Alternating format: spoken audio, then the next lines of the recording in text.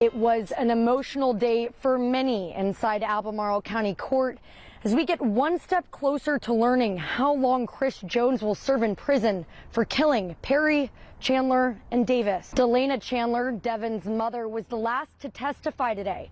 She shared a little bit about her son's bright future and asked that he be remembered as more than just a victim. In a statement sent to 29 News, Delana says that she wants to focus on the light her son left behind instead of the darkness that took him. The court has heard from all of the prosecution's witnesses. We never did hear a clear reason as to why Jones did what he did, but we did hear a lot about how his actions shattered lives. I asked Benjamin about that 23-year minimum sentence we told you about yesterday.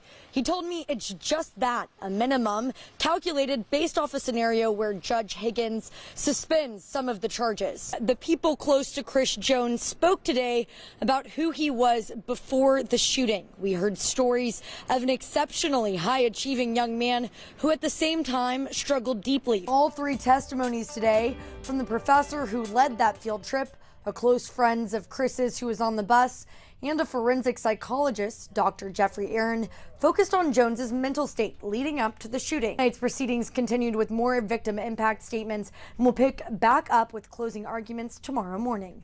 Chris Jones could possibly spend the rest of his life in prison for killing Deshaun Perry, Devin Chandler, and Lavelle Davis Jr. Now, when that sentence was announced, there were sighs of relief across the courtroom as Judge Higgins announced she would be imposing the maximum sentence for Jones, which again is 5 life sentences.